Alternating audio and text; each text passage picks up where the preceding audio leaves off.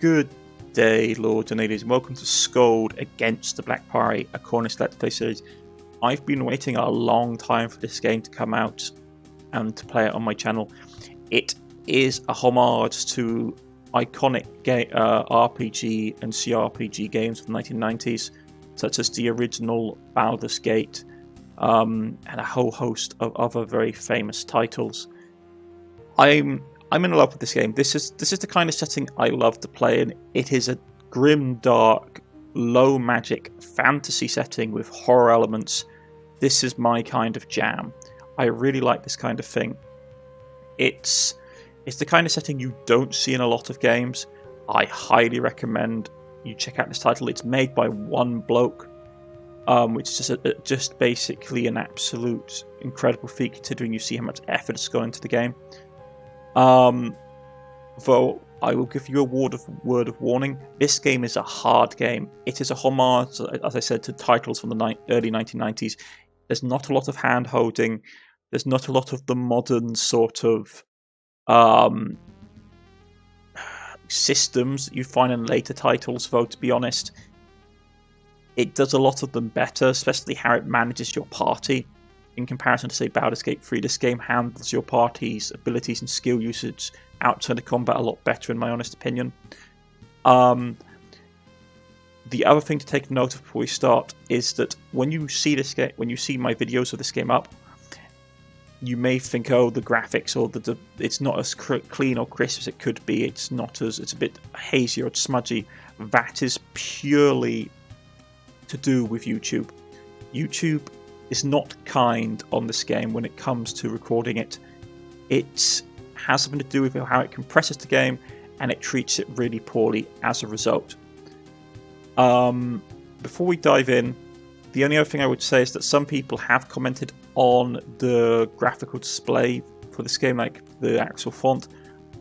These are the settings that I have in place for it, just to make it easier for viewers to read. I just have them here for a moment and then we'll get back out. As you can see, it just makes it a lot more crisper and cleaner, and the text have a black background and all the other things turned off. So, with that being said, we will dive into the game. So let's go new game. We're going to choose the default. I'm going to keep it as we have it here. I am happy with how it is. Thank you very much. We've custom made it. Basically means it's easier for me to read, and that is one of the things that people have complained about, is basically the font settings. I have found it just not hard to fix, while people had some issues with it, which I can't really understand. I think a lot of players have got quite used to the fact that games can be quite highly customizable, which this game is, but it is in a way that is loyal to the 1990s graphic aesthetic. Okay, so here we go. Welcome to your character creation. Start by picking a difficulty for your playthrough.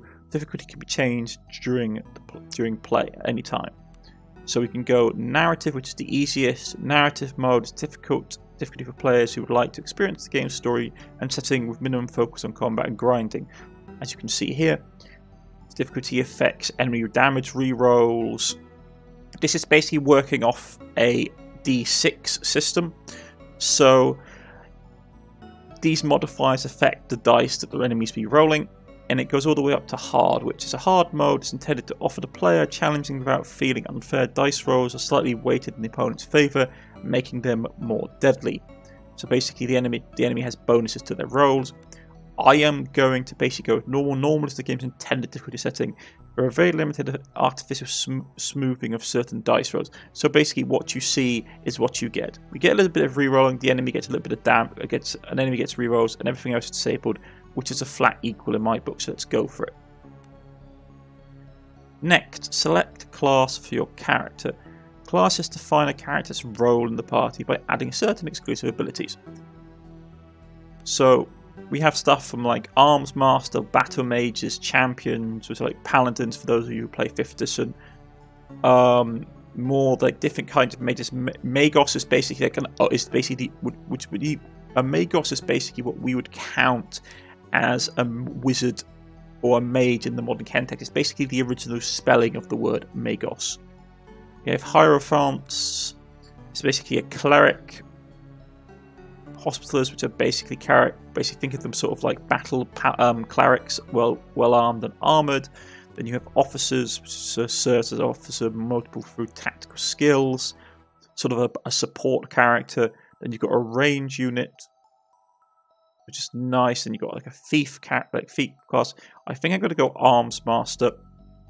The Arms Master as a warrior does not have a specialised feat tree. Instead, the Arms Master has access to all the combat-centred feat trees, and they start with extra development points to represent their martial expertise. Now, if you ever want to know what something is, just put your mouse over any highlighted word, press it, and it pops up. A warrior is a frontline fighter who can take and deal large amounts of damage. For example, development points. Development points are gained when levelling up and used to buy ranks and feats. This unlocks new abilities for characters, making them more powerful. The main attribute is a tribute that is the most important to class. So, for example, our tribute is strength, and we get starting development points of 11 in comparison to, say, the Magos that would get a limited amount. I believe it's not shown here exactly. Oh no, it is. Oh no, it's not. Okay. We get, as an Arms Master, we get extra development points, so we get 11, which is always nice. So let's go with that. Select a background for your character. Backgrounds add points and skills, influence starting conditions, and narrative content. So the backgrounds are basically like your background story, and as it says, it affects how people deal with you, narrative, that kind of thing. So we have everything from acolyte, courtier, criminal, ex-legionnaire, fortuneful. This is a Deluxe Edition class, basically. I did pick up the Reinforcement DLC, which came out, which was to help the publisher, or help the developer, I should say.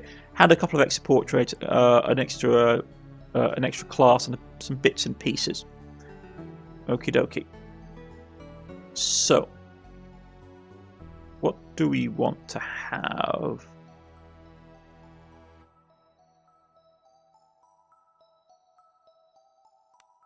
And this really affects how your playstyle is going to be. I think I'm going to go Sellsword. With the once mighty legions of the Empire in decline, this is an age of sellswords and mercenaries. No shortage of those willing to pay professionals to wreak violence on others, and you're very good at your job. So, I like the idea of thinking as like going from a sort of like Arms Master, which is basically sort of like a professional soldier, like sort of like trained, like a professional like trained soldier, like sort of professional mercenary. They will have +1 in athletics. Athletics are used to jump, climb, swim, and sprint. And vitality. Vitality describes the amount of damage a character can take before becoming seriously wounded. Vitality is fairly easy to regain through using super items and spells. So, if you look up here, we basically will have a party of 6, and we'll have portraits. Our portrait will be up here if we are leading, otherwise it will be somewhere else. The green bars are vitality. Think of it sort of like temporary hit point or stamina in the game. It acts as a easily replaced, easily lost HP bar, temporary HP bar, and once it runs out, you will start to take injuries to your actual health pool. That's why I think of it more like stamina or condition rather than actual health. Because as long as you have a green bar, you won't take injuries. As once your green bar runs out, you will take injuries, and injuries in this game are hard to get rid of, and your sort of like real health bar takes a long time to replace. The blue bar is how much magical power or sort of like will you have. Magic in this game is quite rare. It's not cheap to cast, and it's actually a pretty powerful thing to have, though limited. As it should be in a low magic system or setting. Just to let you know, you can't go back to previous tabs. If you try and do so and you hit the abort button, you will basically go all the way back to the start and have to start again. Right, so we're going to go with Sellsword. Continue. Tribute points to primary attribute and skills. They go a long way towards defining your character's mechanics.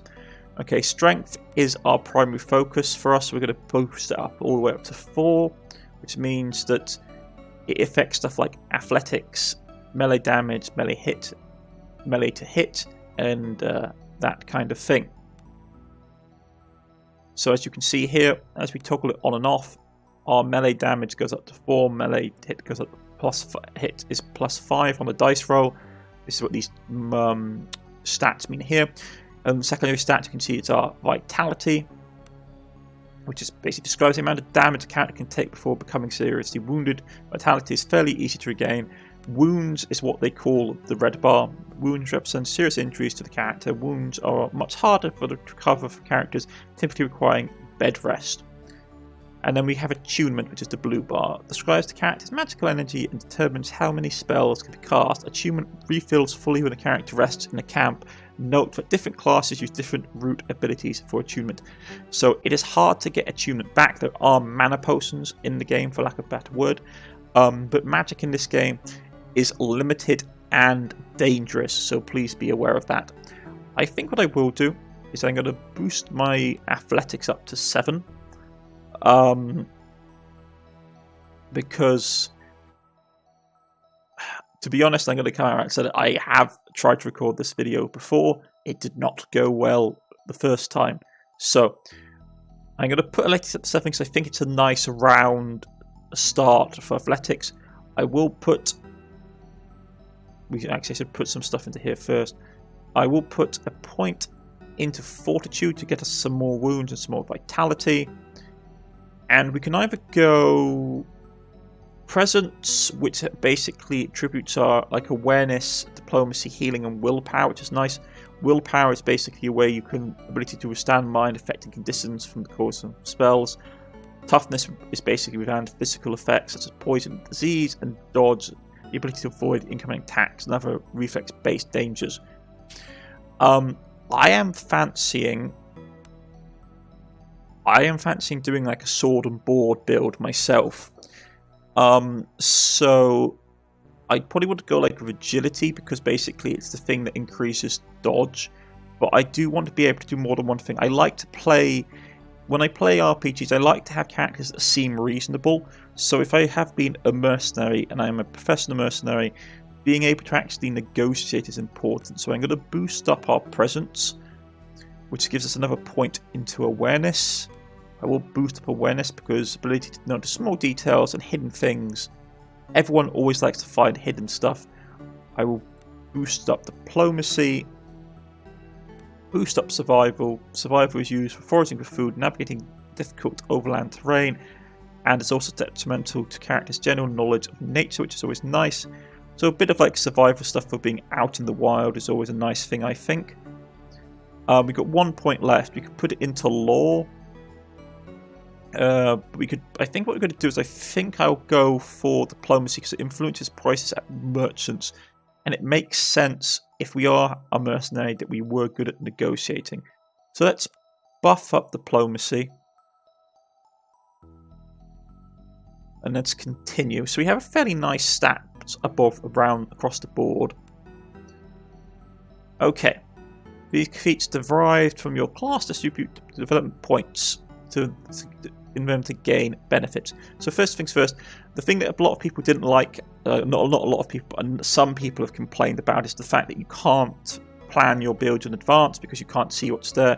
Personally, I think that's a bit of hogwash because you can always just put a point in, then take it out. So if you wanted to, you could say I wanted to see what's all the way down this tree. We could just go, I believe.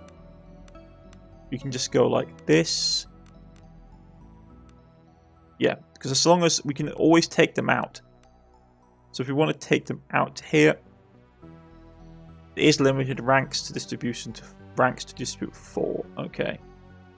So that's still locked. It might be locked behind the level cap for this class. Is it? I do not know. Maybe it's chat. I actually don't know how this works because this one works differently. Because if you see, you can unlock it here and put a point in here. We can then put a point in here. And it unlocks the next thing beneath it.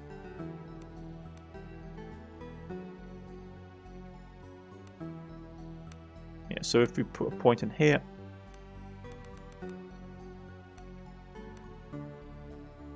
Yeah, it must be at least level 5. Okay. So at least we know how it works. Personally, I can see why some people wouldn't like the fact not being able to see the entire ability tree for this level downwards, but it makes sense because I'm not a fan of people doing the whole mid-maxing thing or meta building. There was always something that I disliked about, say, Pathfinder or other role-playing games where you will have someone who will plan out their entire build like before they've even played the game because they want to have this exact build in mind to be this OP character, and I just don't like it. I find it unbelievable. It basically breaks immersion. So I like it. I do like it this way. So let's first things first. I'm going to pick up 1 point in Arms Master. That gives us melee increase. Unlocks this. I will also put a point into Bread for War to increase our athletics. So athletics goes up, which is nice. Down here, increase toughness. Yeah, I take tough as nails, so we basically are more resistant to things, which is good. I feel like being a sword. I feel like being a board and something player. So let's go with shield training, which is always nice. Phalanx, what's that ability? Passive ability. Phalanx bonus. Well, wielding shield, get a dodge bonus for just allies. Bonus is +1 per ally up to a maximum of the Phalanx bonus. Attribute value typical 2. So the more people we're standing next to, the better we are in combat. That's not too bad. I will pick up a point in Blade for Blade accuracy. Because if we're going to go shield, we need to have some variety. I think I will pick up... The problem with axes, I find, is that you don't get a lot of damage buffs from the looks of it. It's just a hit bonus and wide swing.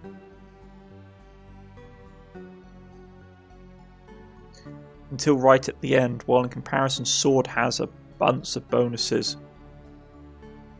That's a bit disappointing. What does charge do? Charge bonus. The character is charging, this bonus is added on top of their bonus charge bonus.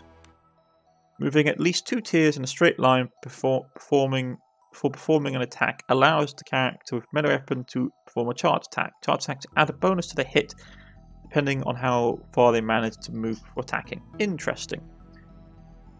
I think that would be useful for a character if we're planning to play like a blocking character. Charge into the enemy's face, lock them down. Now it takes us 3 ranks to get to blade damage, which I don't really have. And I would like to take some point in armor, to be honest. So let's pick up 1 point in each, so we can use the base armors. Yeah, could be nice. We've got a couple of points left. What do we want to pick up? Increased toughness would be good, I would say. Range accuracy, I don't see us being that. I will point... I don't like clubs. I know that they were quite a common weapon historically, but they just don't interest me. So I'm going to put a point into axes in case we come across a nice axe. And let us start working towards precise strike. That is nice. Second wind, 2 turns, movement of itself. That's actually not a bad thing to have. Not today. That'd be good to have as well. I think I'm going to put it towards getting the next rank of shield, because we're going to go shield and something. Having a good shield Ross ability is good. Okay, so let's go with that. You can customize a character's appearance, so you can be male or female. You can change your portrait. And there is a lot of portraits. Some of them have been added by basically the reinforcement pack for those who didn't sort of support at the early release. Let's go with this one. He hasn't really got a mustache. But let's go with something like that. You can change the skin color. I want something that I can stands out well.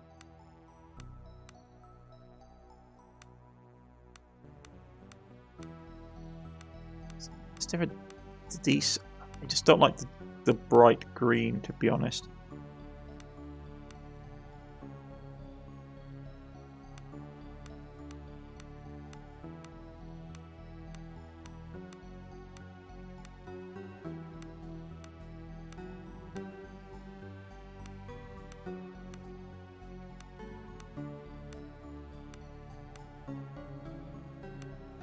Let's go with that, yeah, like a grey cloak. Green top, red trousers. And what shall we name him? We need a character that has a name that is, judging for what kind of game this is going to be, it's probably going to be cursed. So let's go with Cain. Seems an equally damned name. Prologue. On the wine-dark, raging seas of the Outer Isles, a lone caravel struggles against the wind and waves towards the accursed island of Idra. The Outer Isles are a north-easterly archipelago that serves as a midway point between the Galean Empire and its colonies. Its main port is located on the island of Idra. Galean Empire. A large but waning empire founded nearly 3,000 years ago by the mythical first emperor Galen the Great. So we're basically an empire that is falling into decrepity, as you can see by some of the backstories. For example, the Legionnaire, you're an ex-Legionnaire.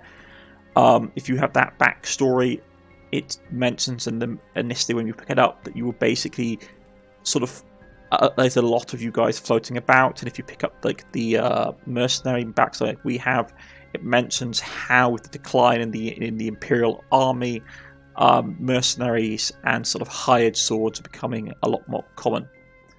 Okay, so and Idra, the main island of the Outer Isles, its main settlement is the port of Oren. Okay. The moaner-creaking timbers, the tang of preserved fish, your eyes slowly adjust to the darkness of the ship's dimly lit hold.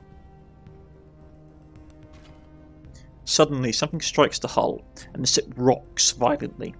Your heart begins to pound, and a feeling of unease grows in your stomach. So, rise, well rested and ready to go. Get up, mouth dry and head pounding. Rouse yourself from deep meditation. Probably get up, mouth dry and head pounding. Especially if you've been a mercenary. Most mercenaries were known to be like not heavy, or not sort of like. Well, let's just put it this way: they were known to basically drink a lot. That was one of the definitive characteristics of mercenaries, even professional mercenaries, throughout time and history. Was that mercenaries tended to drink a lot. It was basically seen as a bit of a coping mechanism from the horrors of war. So let's get up, mouth dry and head pounding. You get to your feet and become aware of an agitated voices shouting up on deck. Something is not right. You should make your way up top and get a bearing on the situation. Be on your way. Okay. So here we are in the game. Shift will highlight things like so we can press shift to highlight, then we move with the WSD keys, or you can just click on the ground using the left mouse button. So what is there? You see our desk, and if you right click you can highlight objects. This is us, arm master, to hit, to damage, vitality, all the basic stuff. A desk with a maritime navigation map. The map is labelled with the Outer Isles, and of course it is drawn towards an island named Idra. You see a pile of straw. Okay. So, Let's try and get ourselves something to fight with, something to strut the ship, we declare loudly. Yeah, moving over an interact object will make a yellow outline appear. Left mouse click to interact with the object, right mouse click to examine it. Hold down shift will highlight the interactable objects in view. Some objects are hidden and won't be highlighted until they are spotted. So we've got a dagger, which will do 1 to 2 damage and have a crit hit of 3. Crit hits in this system basically work on a percentage system. For each successful attack, there is a chance to hit is upgraded to a critical hit. This is a percentage chance equal to the attacker's crit chance attribute. Yeah. If a crit hit is confirmed, the damage is dealt is multiplied by the weapon's crit value. For instance, a weapon with crit hit value of times 2 multiplies the damage dealt by a crit hit by 2. So, if we go here with a crit of 3, it will basically, I believe, let's just loot it for now. So if we go to our character, you can always go to your character by pressing C, or by pressing the things here. You can go hide, past turn, journal, inventory. So if you press 6, you'll go into your inventory. But we want to go to our attributes. So our crit chance is for the scroll percentage of hits that are upgraded to critical hits. So we have a 4%. Describes the percent of hits. Yeah, basically it's a 4% crit chance, I believe, unless that's converted to 40% and it's 10. It might be each one might be 10%, but I'm going off it being 4%. So we haven't got a best thing right now. We could go with a dagger, or we could go with an axe. It's a percentage chance equal to the attacker's crit chance attribute. So I'm thinking it is basically that's going to be in percentage. So we'd have for that we'd have it going up to 7, and this would be basically 5.5 crit chance. Okay, I'm going to go with a dagger for now because we want to probably try and stay stealthy.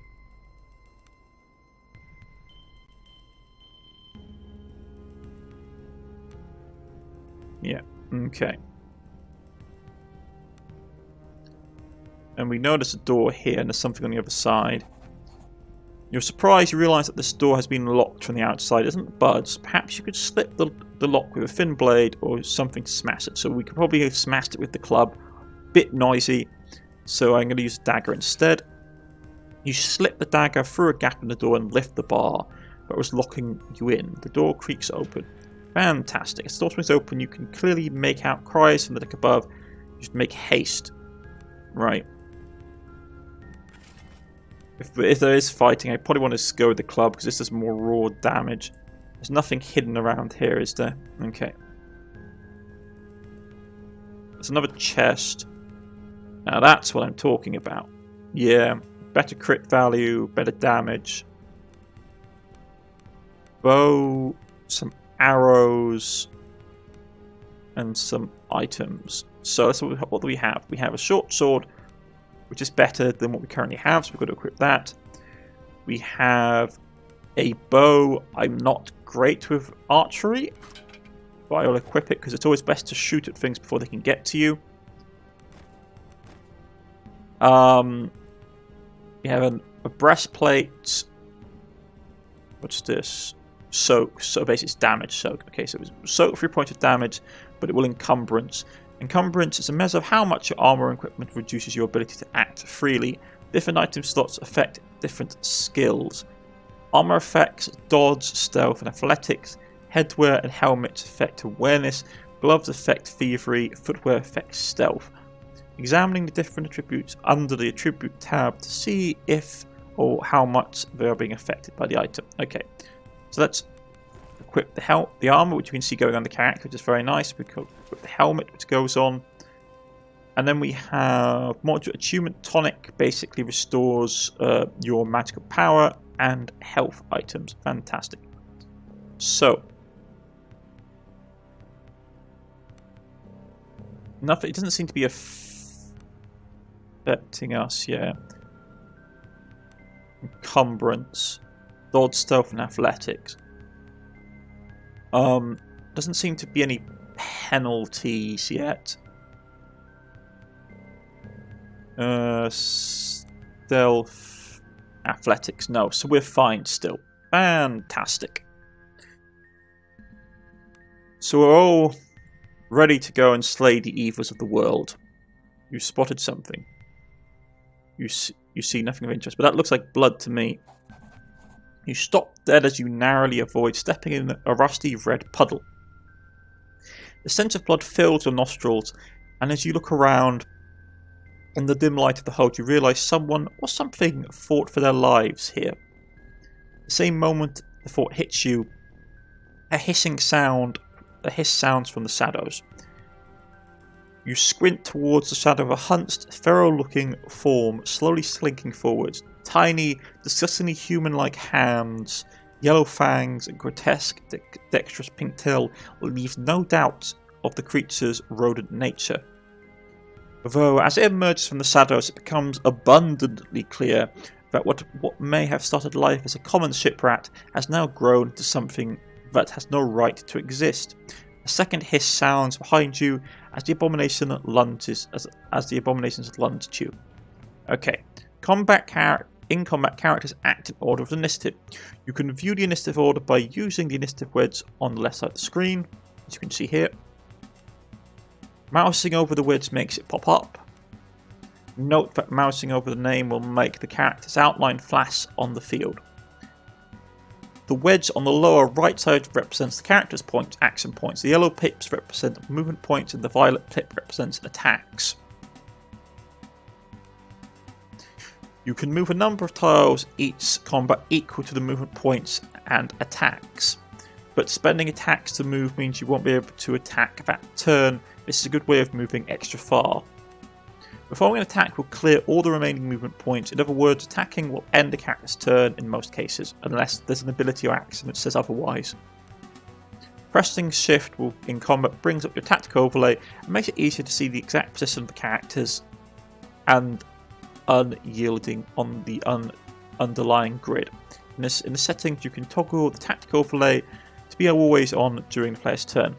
I personally don't like it. I think it looks unpleasant, so I don't really use it that much unless I need to sort of figure out where I need to go. Okay. So we get a deployment phase. The rat is going to go first. So we've got a rabid rat, lesser vermin, it's hostile, it's ready to attack us. Has a +2 to hit. Some couple of nasty things. It's immune to panic. But it does infect us. Antinous and weakly diseased. Which drops our agility down. So we probably want to stay away from these guys. So let's get a TM and begin combat. It takes a tries to bite us.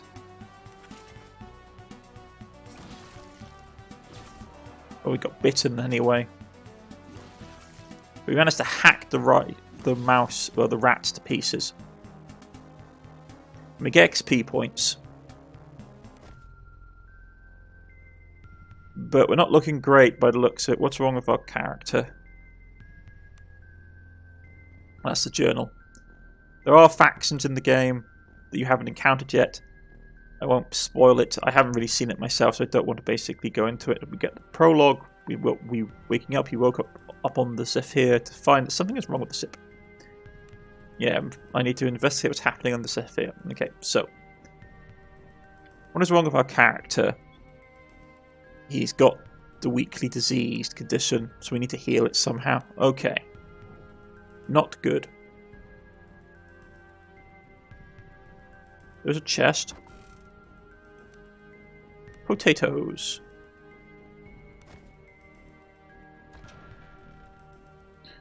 You've contracted disease. Oh, that was fortuitous. From the fight with the rats, you may see what conditions are affecting you by opening the character sheet.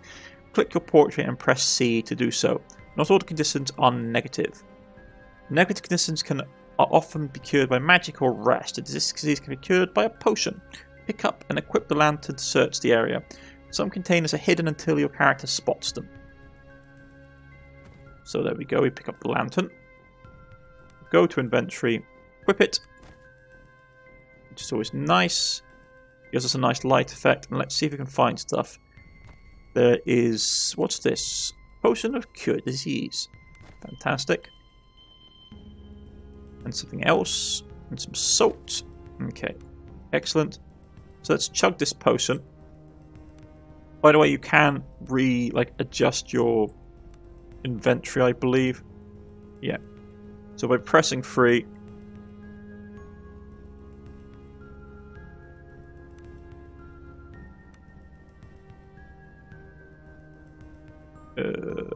how do we do this?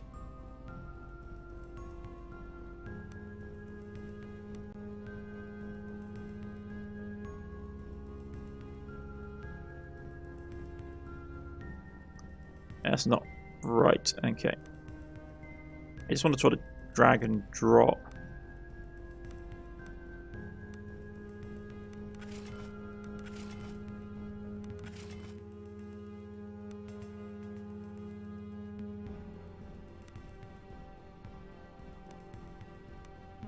We'll figure out about it in time. First of all, I'm going to drink the potion. No, the potion. Removes us heart disease. As you can see, we have taken a little bit of health damage. Just a point. It's not real health damage though, it's just temporary HP. So let's get up the stairs. You emerge onto the ship's lower deck. As your eyes adjust to the darkness, you become aware of the hulking figure standing in the shadows. Kane, here at last, growls a rough voice. Who's there? Show yourself, you declare. It's Roland. Where the tides have you been? Below deck, planning our landing. Why? So even if we drink alcohol, we probably don't want to tell people that we are. The island's in sight, but the damn guilders refuse to land. They want to turn back. If we turn back, we lose shot at the girl. Do they say why? Only superstitious bilge. They claim they saw something in the water. Either way, our boys are about to show them very real steel. If we can't land, we lose our shot at the girl. And no one gets paid. Listen here. I know our boys better than most. We've hired them to go to Idra and kill. If we don't pay them, things will go bad quickly. But the sailors are bloody terrified. They claim something is hunting us. Okay, that's not great. Because apparently we've got mercenaries with us, or people with us, that we hired to go and get someone. And judging by the sound of it, they probably sell swords like us. So them not being paid makes them really dangerous, because historically sellswords who aren't paid are as pretty much as good as common bandits or thugs. So they are a massive threat. Let's go for all the good it will do. Wait, there are a few sailors up ahead, rattled as a pair of rabbits. Not here to make friends, that's what you're suggesting. Is there a way past them? Yeah, let's go. Is there a way past them? There are 2 doors ahead. Take the left, and we should be able to sneak past them without any trouble. Anything else I should know? Let's just get off this bloody boat, he mutters. Nothing for you to take. Nothing for you to take the lead. Roland falls in behind you. From above, agitated sounds can be heard. Okay. So you add a new character party, press Q or the character portrait to swap to the party leader. The current leader's attributes are used for tests outside of combat, such as awareness or stealth. Familiarizing yourself with attributes and abilities of your party members and have the right character take the lead depending on the circumstances. When a new member joins your party, they level up to your current level. Because of this, we now see a level up icon on the new party member's portrait. This icon will show up whenever a character is ready to level up. Okay, so let's check out you. We have Roland, he's also an arms master. Let's see what you have. You can just switch here to automatically switch over, which is nice. So you've leveled up with us, so you should have the same skill tree. And you're using a great sword by the looks of it, 2-handed, yeah. Okay, so we want to go that. Increase athletics. I'm really tempted to go all the way and just max out the tree, but we do need him to be better at armor. I'm going to just say for a second, just to see what he's currently wearing. He's wearing light armor. Okay. I will pick up 1 in toughness for light. And 1 for medium. The thing is, if he hasn't got a sealed, having heavy is probably a good way to go as well. I will put a point into charge because he will basically charge forward into combat because he's got great weapons. We need him to be offensive. And the next point will go into basically maxing out the great weapon tree, or the beginning one from the sound of it. So let's get that up. So he's more agility and fortitude based with high strength. So he's actually better at stealth than us, just by a tad. Okay.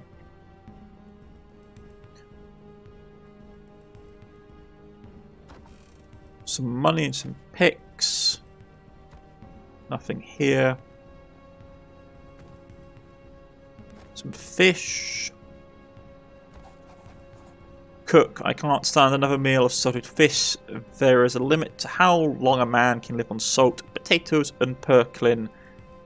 Take heed, I'll get a dagger in the eye, you cheap bastard. Okay, so I take it purkling was this. The humble purklin makes up for its meagre size with an abundance. It's often preserved with salt and eaten the year round. The smell is an acquired taste. So it's basically sort of like herring or pilchards, that kind of thing. Okay. Well, pilchards are basically herring, to be honest. You just cure them in salt and press them to drive the water out. This is a crafting screen. To create new items, double-click the ingredients in your inventory and place them into the workstation and then press craft. Recipe listed on the left column represents the known recipes. You will learn your recipes by experimenting on or by finding recipe books out in the world. Okay.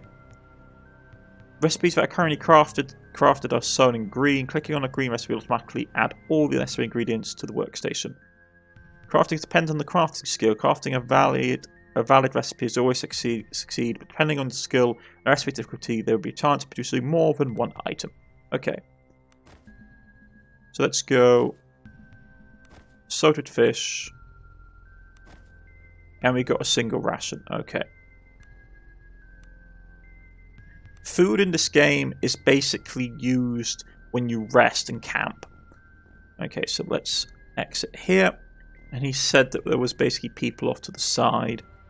So you can see blood being dragged through here. So let's go this way. Yeah. This basically tells you how stealth works. Press the stealth button, which is here. While in stealth mode, the stealth indicator becomes visible. A yellow indicator means you're in danger of being spotted. While the indicator is yellow, it will count down to 0. When it reaches 0, you are spotted and will become visible. Moving in lit areas and being close to other characters will make the counter go down very fast, sticking to the shadows and avoiding other characters. The ability to stay hidden is dedicated by your stealth skill. Increases skill to stay hidden for longer. Wearing armor makes it harder to stay hidden. If the indicator turns green, it means you are no longer in danger of being spotted. Spending time in green areas will refill your stealth meter. Rightios. I want to switch over to him because he's more stealthy. Yeah, we need to basically move in the dark as far as possible.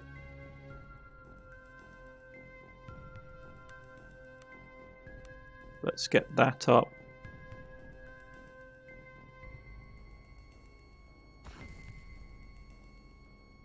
I'd like to try and get that.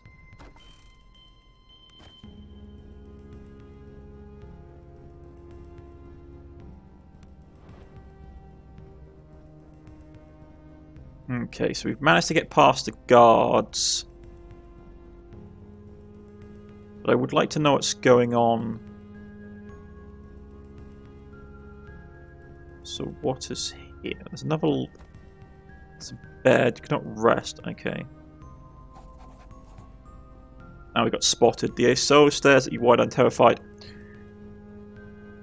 Dead Emperors, it's come for us, it whispers to me. One of them draws a weapon with shaky hands. Okay, let's try and be diplomatic about this, lads. Come on, calm yourselves, you're guild sailors. So we can switch during skill checks, which is lovely to see. Because, to be honest, that was one of the things I always disliked about Baldur's Gate 3 was the fact is that you had to have a character with the skill as selected by you the player, for them to do the skill check. Which meant that you ended up doing a lot of reloading. This ability is very nice. So I'm going to go with Kane because Kane has the highest chances. So we need to get 6 and above from 2d6. There we go, double 5s. I'm probably going to have this, once we finish recording, I'm probably going to change this to something that's a bit more visible. Maybe red dice. But we are successful with a 10 on the dice roll, so it's 14. The men stopped dead in their tracks, seemingly shocked back from their momentary lapse of sanity by your words. The pair blink towards you in the moment of indecision, and they stumble up to the main deck, and tumultuously seems to be taking place there. And we got XP for doing that, which is nice. Okay, so we can try and pick the lock, but we're not very good at it. Yeah, we're not good at it. Or we can just bash it. Let's just force it open. Once more. So what do we have inside? Really nice short sword and a buckler. It's just what we want, because we can then equip that. Equip the buckler. And now we are ready to go to town in any so fashion that we wish. Okay. What's up here? Let's force the door. And there's a dead body by the looks of it, or at least someone bleeding out. You recognise the corpse of one of the crewmates, a young man of barely 16 years called Solomon. The youth had been mauled to death by what you assume are the grotesquely altered rats you encountered just minutes ago. The corpse is still warm. At least that explains why the crew is getting panicky. Potion of strength, potion of fire immunity, potion of electric resistance, and tonic vitality. So let's take all of that because that would be useful for us. Nice looking dagger. Some more consumable potions, which never go amiss. Some brandy, some more gold, and a journal that was kept by the ship surgeon of the Sphere. Let's see what it says. Read. Written on the day of departure from the mainland. Left Adel's harbour today with a full complement of passengers, mercenaries by the looks of it. Paid well, ship was dispatched by the guild before we could fully restock medical supplies. Hopefully we won't need them. Then again, our passengers make me uneasy. Written 5 days ago. Brawl in the mess, had to set a nose, men seem on edge. Can't say I blame them, have been sleeping poorly, and dreams are unsound. 4 days ago. Eigen came to me today with a bite wound that he sustained whilst working in the hold. Didn't see creature, and I would say it was a rat bite if it wasn't for the size and some aspects of the dentation that I would find hard to explain properly. 2 days ago. Was visited by Navigator Aslam. He asked me for white fern, a sedative, claimed he had trouble sleeping, suspected he was not fully forthcoming, and pushed. And when pushed, he mumbled something about the stars being odd. Not saw what he meant, and he left before I could push him further. Men are about to break. We cannot maintain our course to Idra. Captain advised me today to make ready for surgery and to expect casualties. I suspect he intends to inform our passengers that he refuses to land on the island. If this is my last, the entry trails off. Okay.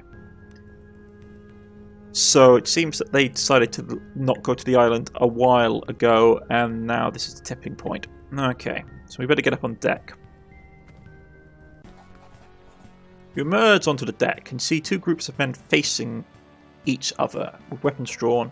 The ship shakes violently in the grips of the storm as lightning tears across the sky.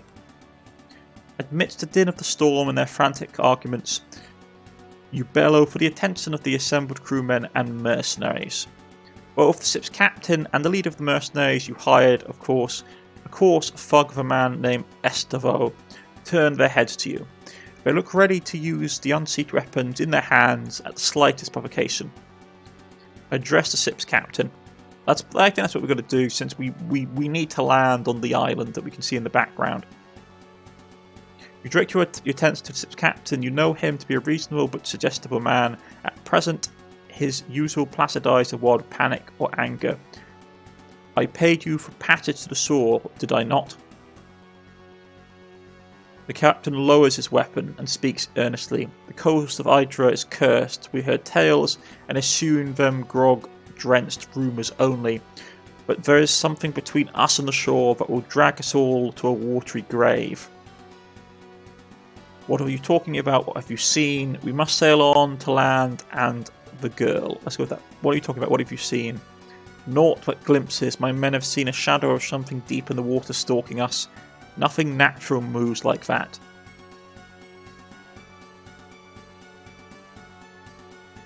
You renege on your deal based on a glimpse. There's desperation in the captain's voice. We are seasoned sailors. We do not balk at shadows. You need to be alive to rescue this girl you speak of. We are out of time. Sail us in or argue your point with Estavo. I think that's what we'd go, because we've been hired for a contract, so let's do that. I don't know why our health has suddenly dipped though, maybe because we were bashing things.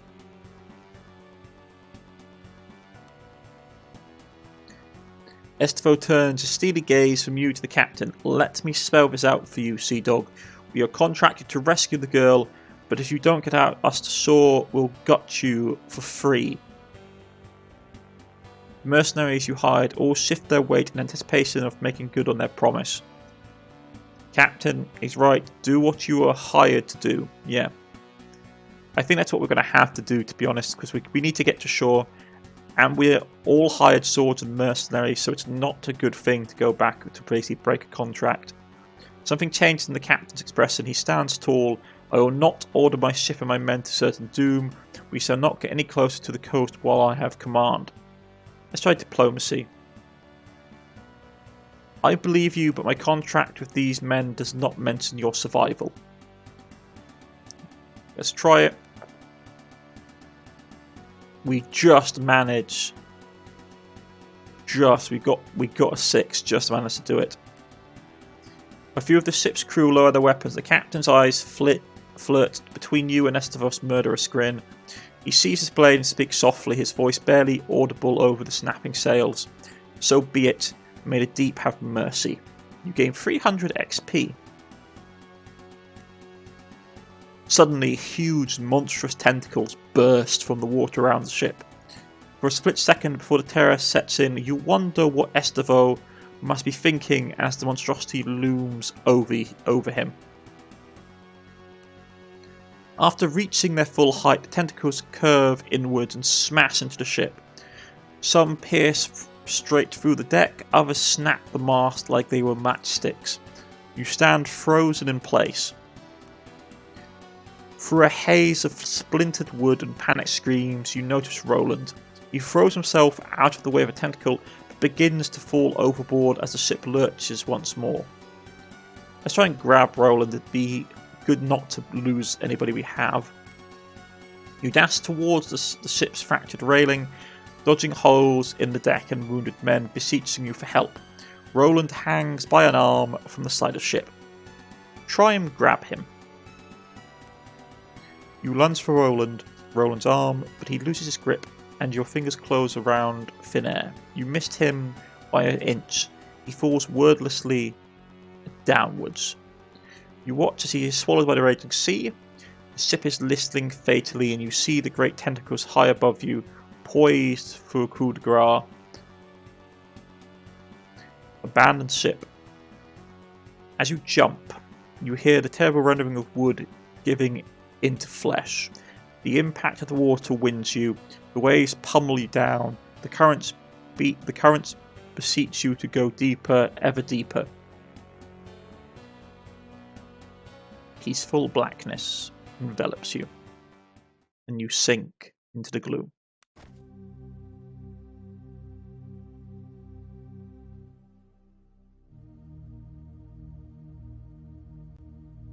Two weeks earlier, on the outskirts of the Brain estate. But that is for next time, folks. I have been Cornish-knight. This has been Kane. As we finish today on the first chapter of Skald against the Black Prior. Oh, against the Black Priory. And I shall see you again next time. Goodbye, folks.